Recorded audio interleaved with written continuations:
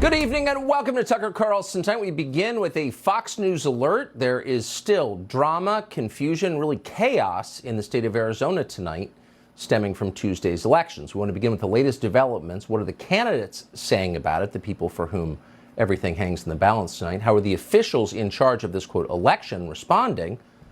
It's hard to know from afar. The vote count in Arizona, we do know clearly, is going to go into the weekend, probably beyond that. In a moment, we're going to talk to the Senate candidate in the state, the Republican Blake Masters, for his assessment of what is going on and what it means. But we're going to start tonight with Kari Lake. She's running for governor in Arizona. She joins us tonight. Thank you so much for coming on. So it's very hard to know if you're not there what is happening. What is your best assessment of it? Well, I mean, we've got messed up elections for starters, and they've counted a lot of ballots, but there's still about 500,000 left to be counted.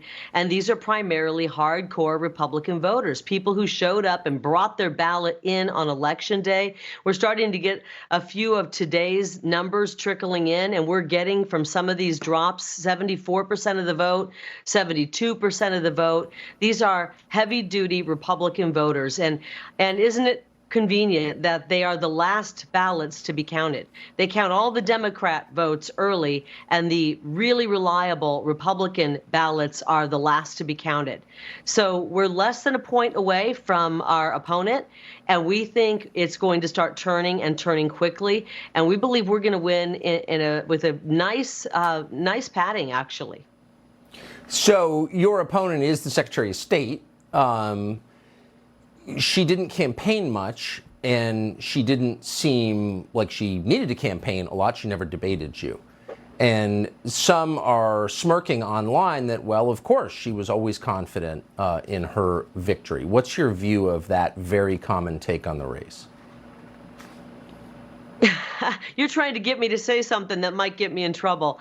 It's just I've read 50 people say that. That means people are so distrustful. What they're insinuating is that she knew she could sit back, hide in the basement, do nothing, and win due to cheating. That's what they're insinuating. And I understand why they would insinuate that, because we've had such terrible elections. They're run poorly. They're ripe with fraud.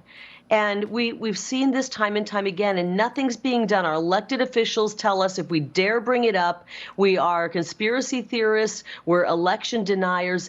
Darn it, we've got to start bringing this up. People are fed up. I was in a Veterans Day parade today, and people were shouting out from the side of the road, please repair our elections. Please count our vote. This is crazy. The people of Arizona are fed up. And when we win, and rest assured we will, with 100% certainty, we will win. One of the first things I'm going to do on day one is call a special session, bring the legislature in, and say, fix these elections and restore honesty and transparency so we can have faith in our elections once again. This is our sacred vote. We get one vote. That's what we should get, one vote. And we want to know it counted. I'm not accusing your opponent of doing anything wrong. I have no knowledge of that. But she is the Secretary of State, and it seems that one of the main costs of an election this chaotic is the confidence of voters that it's real. So why wouldn't she recuse herself for appearance sake, if no other, before the count began? We asked her to do that 1 month into jumping into the race back in July of 21. We asked her to recuse herself. We said, this is unethical.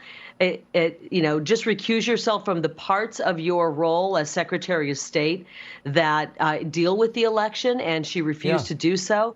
But, she only showed up for work 19 days in the past 6 months. So I don't know how much work she does. And we had the big red flag on August 2nd, the primary election. It played out exactly like this. They counted the Democrat votes first. They slow rolled the Republican votes, and it was days and days and days of counting. They did nothing to improve it before this general election. And then we had the tabulator machines that didn't work in a third of the polling places. We can't continue to run elections this way. We're very confident, Tucker, that these elections are going to start, or these counts are going to start going heavily our way, and we will win this. And I assure the people of Arizona, we will clean up our elections. Yeah, and my view is eliminate absentee ballots, except for the tiny percentage who really need them. This is crazy, and it really is hurting people's view of democracy. Kari Lake, I appreciate your coming on tonight. Best of luck. Thank you. Thank you. Blake Masters is running in the other big race in the state of Arizona, which, like the governor's race, is still nowhere near being settled. Masters says he can still win his race. He says there is evidence of true screw-ups in ballot counting. Counted ballots, uncounted ballots, somehow getting commingled into the same pile. So we asked Arizona officials for a response to these claims. We've heard nothing back from them. Blake Masters joins us now. Blake Masters, thank you so much for coming on. So tell us what you believe happened in some cases to ballots in Maricopa County, Arizona. Well, first of all, Tucker, we're in a dogfight here in Arizona. My race will be very, very close. It's going to be decided by a few thousand votes either way. So there's hundreds of thousands of ballots outstanding, and they haven't been counted yet, which apparently is hard for Maricopa County. I mean, things are just so incompetent here. The problems started Tuesday morning when 20 to 30% of the voting tabulation machines didn't work.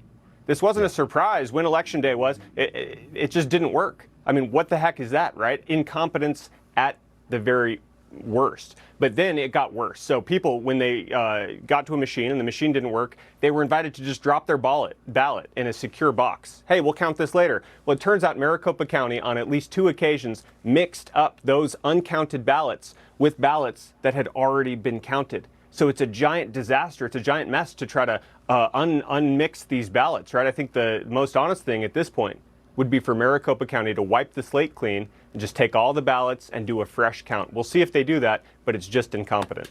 How could they not do that? I mean, how could it be considered a legitimate election outcome, whether you win or lose? But just if you care about democracy, you would demand that every vote is counted and not double counted, correct? That's exactly right. I think Arizonans deserve much, much better. And when Kari Lake is governor, they're going to get it. So Maricopa County elections, maybe they're working hard, God bless them. It's at best just incompetent. But you know what else is incompetent, Tucker? The establishment, right? The people who control the purse strings. Senate Leadership Fund, Mitch McConnell. McConnell decided to spend millions of dollars attacking a fellow Republican in Alaska instead of helping me defeat Senator Mark Kelly. Had he chosen to spend money in Arizona, this race would be over. We'd be celebrating a Senate majority right now. And so my message to the people of America, my message to actually the Republican senators, hopefully my future colleagues, let's not vote Mitch McConnell into leadership. He doesn't deserve to be majority leader or minority leader. You get a choice. You can stand with your constituents and stand with Americans, or you can stand for Mitch McConnell. Tucker, if I'm lucky enough to represent Arizona in the U.S. Senate next year, I think it's clear where I'll stand. Let me just ask you really quick, why wouldn't, I mean, he spent money on primaries in Alaska. This is one of the big Senate races in the country, and he avoided it. Why wouldn't he support you, I wonder? I will leave it to the viewer to decide whether it is just malice or whether it's gross incompetence. But clearly Mitch McConnell cares about Mitch McConnell and less about a Senate majority or the people of America. I think we need a change. That's why I ran for office. And one way or another, change is coming. Amazing. Blake Masters, thank you so much. Thank you. So in one Nevada voting facility in Clark County in Las Vegas, there was a live stream from cameras in the facility. It was at night, and the idea was we're going to assure everybody there's no fraud in a famously corrupt county by putting these cameras in and letting everyone watch them. But then the cameras went dark overnight. Backups of the footage have suddenly been released. What is this about exactly? Fox's Trace Gallagher joins us tonight with a report on it. Hey, Trace. Hey, Tucker, the reason Washoe County is now being overly transparent and somewhat defensive is because they realize the votes being counted inside their ballot room could decide who controls the Senate. The county says the ballot room cameras went down at 11:24 p.m. on November 9th, an hour after the staff left the building. The cameras were fixed at 7:53 the next morning, an hour after the staff came back. In total, the cameras were dark for 8.5 hours. Now, we're not drawing up conspiracy theories or saying that during that time something nefarious happened inside the ballot room, because we don't know. But neither does the county know that something nefarious did not happen inside the ballot room, because there is no video. Therefore, no documentation. But to reassure us, Washoe County has now released security footage from the cameras around the ballot room, like the parking garage, the hallway, and the entry doors. They have also checked the staff security badges to make sure nobody came in or out. And that is reassuring if you believe that somebody with bad intent would walk in through the front door. using their security badge. By the way, the county says the cameras went down because they're connected to a computer that intermittently loses connection. So I checked. A Ring doorbell camera is $50 at Best Buy and is guaranteed to work in rain, snow, extreme heat, or high wind. Again, we're not saying there was any mischief, but when you know America is skeptical of slow ballot counts and bad cameras, maybe in 2024 you kick in the $50. Tucker. Trace Gallagher. Speaking of screw-ups, by the way, I called it Clark County. Vegas, that's Washoe County, Reno. Sorry, Washoe County. My apologies. Yeah. Thank you for that, Trace Gallagher. You bet. So Barack Obama is building a temple to himself.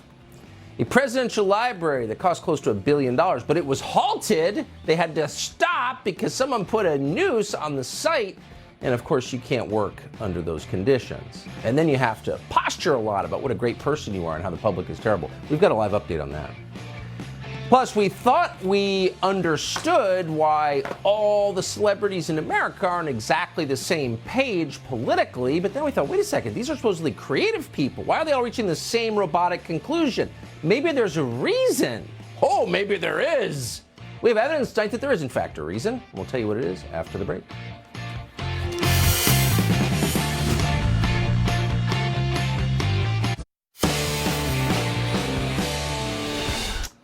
The concept of a presidential library, a shrine to a former president, is a relatively new idea. For the first 150 years of this country's existence, presidents didn't have lavish monuments built to commemorate their rule. That whole notion would have repulsed the men who waged a war with a monarchy to build this country. But starting with the FDR, of course, presidential libraries became customary, and they've gradually transformed from libraries into multi-million-dollar temples to hubris. The most recent ex-president to get his very own temple, and the biggest of all, of course, is Barack Obama. The total cost of his library clocks in at about $500 million. Construction began last year when Obama demanded that his donors pay for it. But today, construction of the temple was halted because of an emergency. No, not a fire, not a lightning strike. According to the construction company working on the library, quote, "This morning, we were informed that an act of hate was discovered at the project site." And you knew the act of hate was serious because the media went all in. They devoted a lot of time to talking about this. We're on the brink of nuclear war and a recession, but the act of hate on the Obama construction site led the news. Watch. Construction at the Obama Presidential Center in Chicago is suspended after a noose was discovered at the site on Thursday. An act of hate. A noose is found at the site of the Obama Presidential Center. A noose was found at the site. Illinois Governor J.B. Pritzker condemning the hateful act. An ugly racist symbol was found at the future site of the Obama Presidential Center. A noose was discovered at the construction site this morning. Operations were halted and the police were called. A $100,000 reward has been offered for information leading to those responsible for what officials described as this shameless act of cowardice and hate. A lot of huffing and puffing. Have you heard a story like this before? Well, it wasn't that long ago. In the middle of a national crime wave, which it has done very little to solve, the FBI rushed a team of agents to a NASCAR garage after a character called Bubba Wallace suggested that a noose had been left in that garage. Turns out the noose was a garage door pull.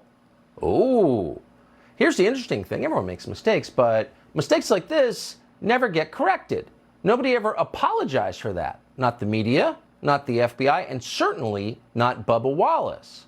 In fact, Bubba Wallace said that only stupid people would doubt his story, even after it was proven to be false. What would you say to those people who are doubting that this even happened or that it's true?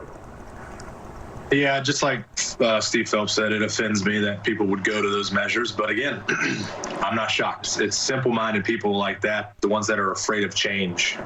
They use everything in their power to defend what they stand up for, and instead of trying to listen and understand. What? You alleged a crime? Hard to see how that's a crime, but whatever, worthy of the attention of the FBI. This is all insane. But you were wrong. But instead of apologizing, you're lecturing people like they're your moral inferiors for asking questions. And it was obvious from the beginning that Bubba Wallace's story made no sense. We're not saying he was making it up, but he was wrong. And there's a high likelihood that this noose at Barack Obama's temple might be a hoax too. A lot of these stories are. Why do they keep appearing? We'll tell you why. Because accusations of hate crimes and of bias more generally are tools that the people in power use, not the powerless, the powerful, to award themselves greater and totally unearned moral authority over everybody else. And Barack Obama is the perfect example. Oppressed, really? Obama is a half-white guy with an Ivy League degree who served as president of the United States for 2 terms and lives in 2 oceanfront compounds in the richest zip codes in the world. Does that sound like oppression? No, it sounds like privilege. That's fine. But no, they tell you, he's Emmett Till. He's a powerless victim of your racism. So when you make allegations like that, nobody gets to ask the obvious questions like, where'd you get all this money? Like, how are you making a living? How'd you get so rich? What have you been selling in exchange for that money? And by the way, why are you spending $500 million on a presidential library?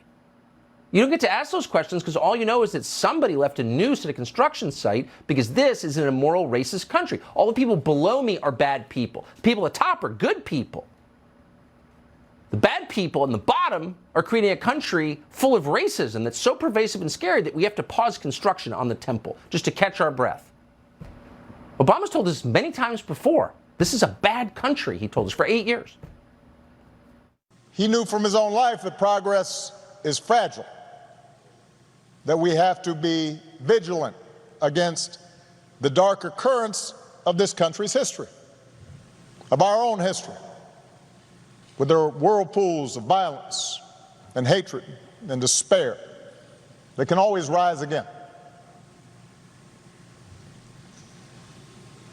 Bull Connor may be gone, but today we witness with our own eyes police officers kneeling on the necks of black Americans. Bull Connor might be gone, but you still exist. And you're oppressing everybody else, so we're going to have to oppress you. This latest offense against one of the world's most powerful men is so appalling that the authorities have offered a $100,000 reward to anyone who can find the person who left a noose at Obama's presidential library. $100,000, because we've victimized Barack Obama yet again, and his wife. What's interesting, just for perspective, is that there's no $100,000 reward outstanding for the, say, thousands of unsolved murders in this country. And that's a lot of murders. In fact, roughly half the murders that occur in the United States are now never solved, because they're not becoming third world or anything. Thomas Hargrove, who runs the Murder Accountability Project, put it this way very crisply. It's a 50-50 coin flip. It's never been this bad. During the last 7 months of 2020, most murders went unsolved. That's never happened before in America. Now, why is that happening? Because nobody cares. That's why. And where are these murders happening? Oh, in Obama's fake hometown of Chicago. A lot of them. Watch. And that mass shooting we were just talking about is in Chicago, was in the troubled west side of town where the bloodshed is frequent. It happened about 9:30 p.m. local time.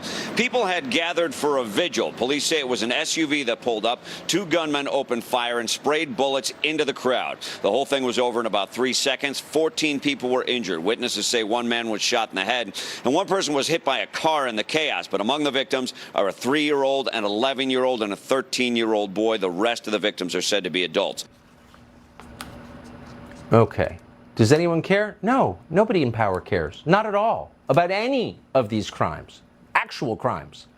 In Nevada, an illegal alien called Carlos Nava, who's been deported 7 times, but is still here because the Democratic Party wants his vote, is now facing charges that he raped 5 people in this country over nearly 20 years. 5 people were raped.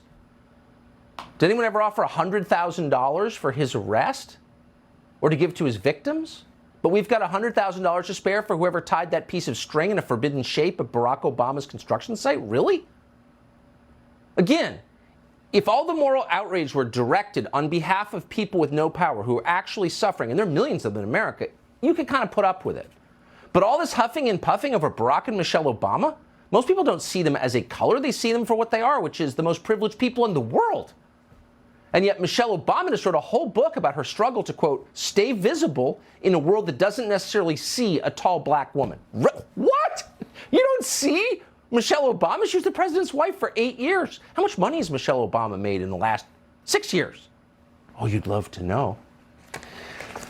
But you're supposed to just accept it uncritically, just like you're supposed to believe the Jussie Smollett hoax. Some breaking news. Actor and musician Jussie Smollett from the hit show Empire was attacked and beaten early this morning in Chicago, and police say it could be a hate crime. There are many indications of a hate crime here.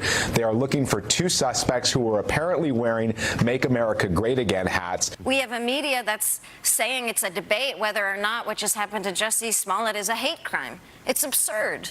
You know, Jussie Smollett had a noose on his neck just this week. And the media has really cast so much doubt on his story, which I find so personally offensive, that a gay black man is targeted and then suddenly he becomes the victim of people's disbelief. He said his attackers hurled racial and homophobic slurs at him. And this is America in 2019. This is America in 2019, where the most powerful people are the most frequently victimized. And that really is the message, is the people in charge, the people with power over your life, the people who make the laws, the people who shape your culture, in some cases people who can put you in jail, certainly people who are paid a lot more than you are, they're the real victims. No, they're the real victims. So what are we watching? We're watching a power play, of course. We're watching a transfer of moral authority from the population, a nation of citizens, to the top 1%. And as the recession deepens and people get poor, you're going to see a lot more of this. Don't notice my looting. I'm the victim. That's why Hillary Clinton plays the sexism card. Don't ask questions. I'm a woman. Here she is. So any of you who've read my book about what happened know that I think that misogyny and sexism was part of that campaign. It was one of the contributing factors, and some of it was old-fashioned sexism and a refusal to accept the equality of women, and certainly the equality of women's leadership. Yeah, they all do it. Chelsea Clinton does it. Nancy Pelosi does it. Ocasio-Cortez does it. Kamala Harris does it. The most powerful people in the world are always telling you they're victims. Joe Biden can't do it, of course, because he's a white man. So instead, he accuses you of transphobia, thereby keeping the balance of moral authority on his side of the scale. Shut up, transphobic. Jason Whitlock is the host of Fearless. He joins us tonight. This really, if they were doing this on behalf of people who had nothing, I wouldn't say a word, but they're doing it on behalf of themselves, as always. Tucker, your mono was so good. I don't know what you left me. You didn't leave any meat on the bone. Sorry. I mean, it's preposterous what they're doing. Listen, when you hear about a noose in 2022, you think hoax. When's the last time we've heard about a noose incident where someone was actually hurt? Every time it comes up now, it's about a hoax. And so as soon as I heard this about what was going on at the presidential library or temple, as you call it, you immediately go to hoax. What did the construction workers think was going to happen? Oh, I saw this noose. Let me be on the lookout for white men on horseback and KKK hoods. They're going to come and raid this construction site. No, if you're in Chicago and you're worried about your safety, be on the lookout for the gangster disciples, the vice lords, and the gangs that are killing people indiscriminately throughout Chicago constantly. If you saw a gang of kids drive by playing that loud gangster rap music, talking about killing N-words and all that, shut down the construction site. If you see a noose, pick it up, put it in the trash, look around for Jussie Smollett, and go back to work. This is a construction company that I think may have just pulled off an incredible scam. It's Veterans Day. They didn't want to pay that holiday pay, so they came up with an excuse to give everybody a day off from work. I think that's a really good explanation. But I also think, like, if you're one of the people benefiting from this, don't you just say, you know what, I've got enough power, I've got enough wealth, I'm embarrassed when you call me a victim? It's all they have. When you don't have policies, solutions, when your agenda isn't noble or righteous, you nail yourself to a cross and say, hey, look at me. I know I got all millions of dollars in the bank. I know I'm worshipped all over the country, but I'm really a victim. I'm nailed to this cross. I'm being persecuted. They threw a noose at my construction site. Yeah. No, that's so wise. I agree. Jason Whitlock, great to see you tonight. Thank you. So the media, particularly social media, have been relentlessly promoting the idea that your kids should undergo sexual mutilation surgery. They call it transitioning. What happens after the surgery? Well, that's an interesting question. One internet celebrity who went through it is now detransitioning and wants to protect other young people from these horrible surgeries. He joins us next. People in this country wake up each morning eagerly awaiting the news of what you're now required to believe. And one of the main things you're now required to believe is that nature isn't real. It's all fake. It's like a hologram. It's like those gaming glasses you wear. And you're God, so you get to choose your own sex. Obviously, reality is irrelevant. What matters is what you think. So recently, a British internet celebrity called Ollie London took that thinking to its logical conclusion. He identified as a Korean woman. But 6 months later, he's decided he's had enough. Now he's transitioning back to being a British man. We thought we would ask him what that experience was like. Ollie London joins us tonight. Ollie London, thanks so much for coming on. So why did you decide to become a Korean woman? Who told you that was possible? So obviously I've had a difficult time with my gender identity struggles. I was never unhappy with how I looked. So I started changing. I started dressing as a Korean woman. And I realized that was a big mistake and I just want to be a boy. But you know, is it any wonder people like me and young people want to change their gender when we have the normalization of this in our schools in this country? Children are taught from a young age, from the age of 5 in some cases, that it's okay to change their gender. It's okay to, you know, wear a skirt. It's okay for a boy to use a gender neutral toilet when it puts girls at risk. This is the new norm, and schools are teaching about toxic masculinity. They're eroding the alpha male. The alpha straight male has been eroded. You know, Tucker, what happened years ago when kids used to go to school, they used to idolize Superman and astronauts. Now kids are being pushed this radical ideology. They're taught to idolize weak men like Harry Styles, weak politicians like Beto O'Rourke. Why is this happening, you know? And is it any wonder people like me fall victim to this, that I had all this surgery, I tried to change because, you know, I kind of fell victim to this mentality. I'm an adult, but you know, these kids can't make these decisions on their own. They're being pushed this radical agenda, and I'm grateful that I've come out the other side. I'm grateful I found God, but you know, I want to speak up for these kids that are confused with their gender. A lot of kids have gender dysphoria, and you know, that wasn't a thing 20 years ago, Tucker. This is what's being taught in the school system. Let me ask you a question, and I'm not mocking you at all. It's a sincere question. Did it make you happier? Did you feel when you, quote, transitioned and started living as something that you weren't, did you feel like you were that thing, and were you at peace inside? You know, I've never really found happiness until recently.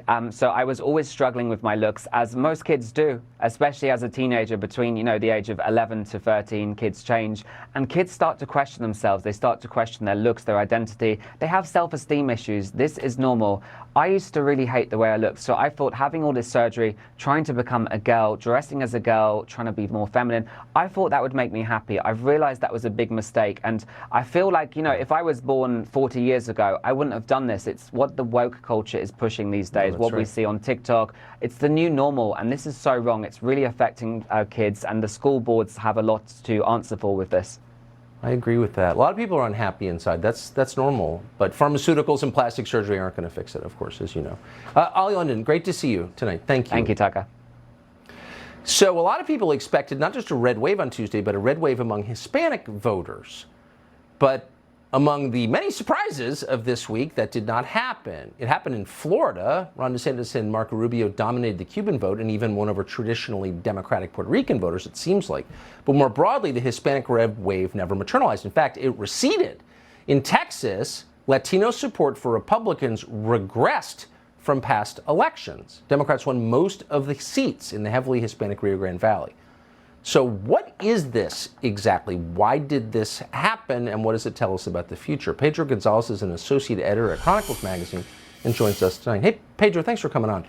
How do you interpret this? I know it's only a few days ago, but what do you make of it?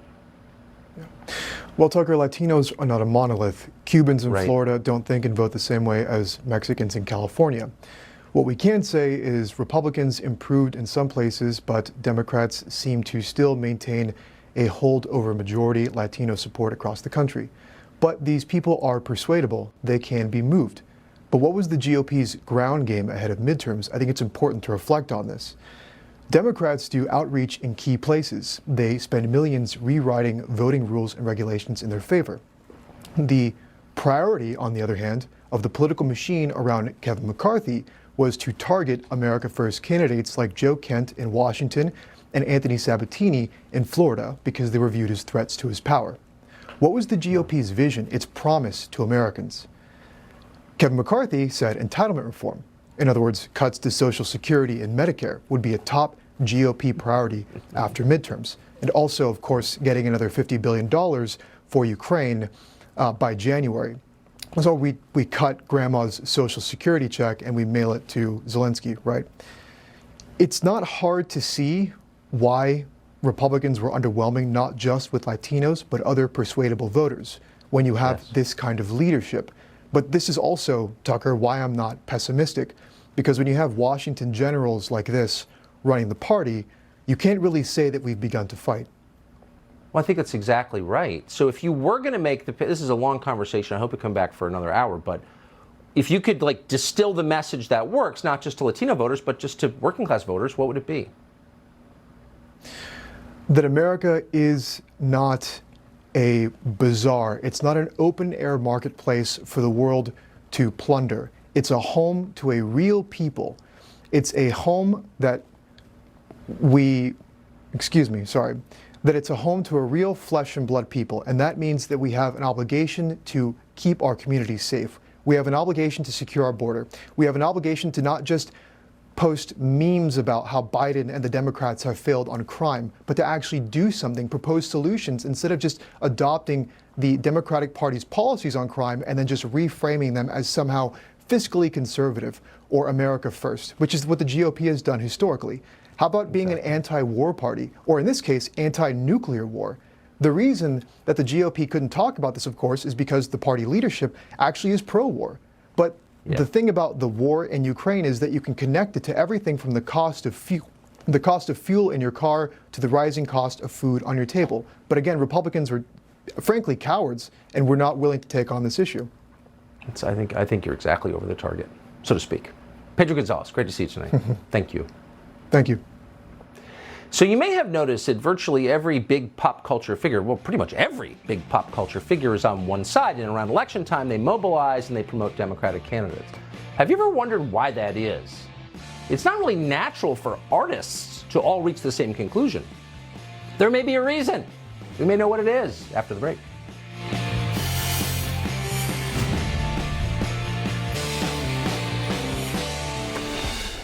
So in the run-up to this week's midterm elections, there are a lot of celebrities out there campaigning for Democratic candidates all over the country. You probably saw them, actors, singers, TikTok personalities, all doing their part for the Democratic Party. You probably weren't surprised by this. It's normal. Pop culture figures always support Democrats. Every single one of them. But have you ever wondered why all of these supposedly creative people reach exactly the same conclusion every time? They're all on the same page. How could that happen? It's an interesting question. We don't know the answer, but you should consider what happened when one of the most famous singers in the world broke with the herd. On November 19th, 2016, a week and a half after Donald Trump won the presidential election, Kanye West, now known as Ye, held a concert in Sacramento. Most people in the audience were, of course, young people and presumably Hillary Clinton voters and presumably deeply disappointed by her loss a week and a half before. So in the middle of the show, West stopped performing and started talking about politics. Google lied to you, he said, by suggesting to its users that Hillary was going to win. Quote, Facebook lied to you. I'm not here to massage you with a fake truth telling you that Hillary's going to win over and over and over. You were lied to by Google. You were lied to by Mark Zuckerberg. Middle America, West continued, showed you how they felt. Well, at this point, some of the audience began to boo, but West kept going. He complimented Donald Trump repeatedly.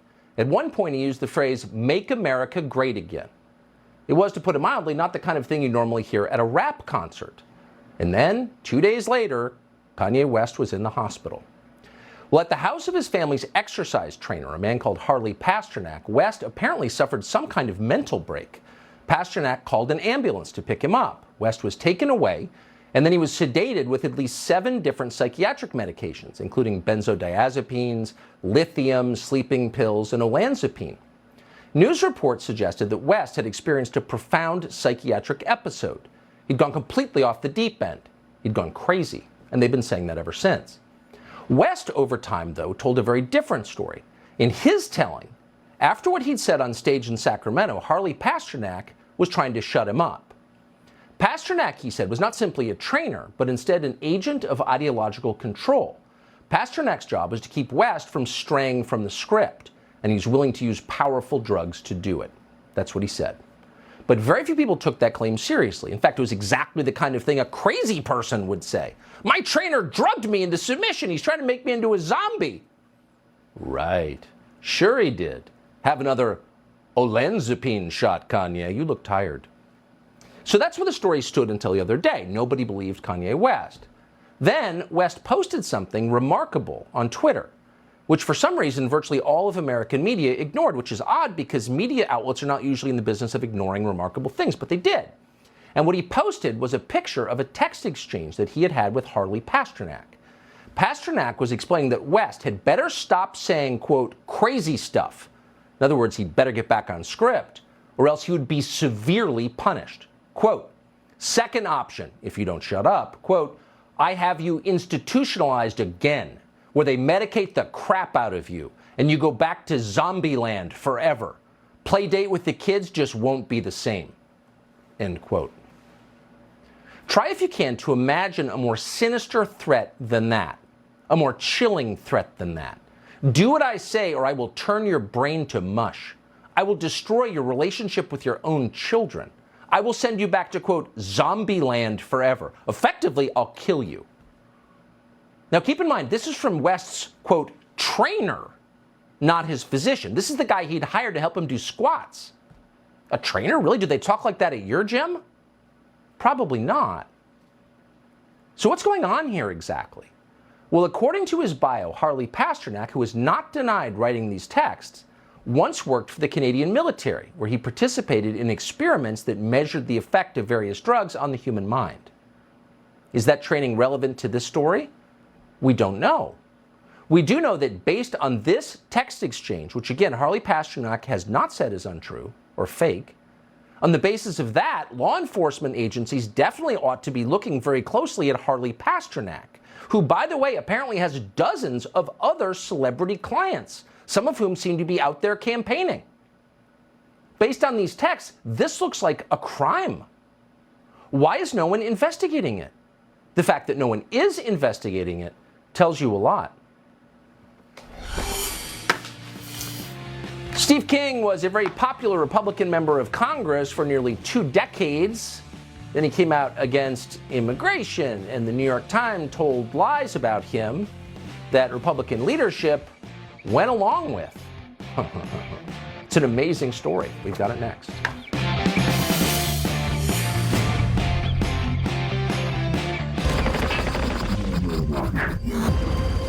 Do we have operational control, yes or no? Yes, we do.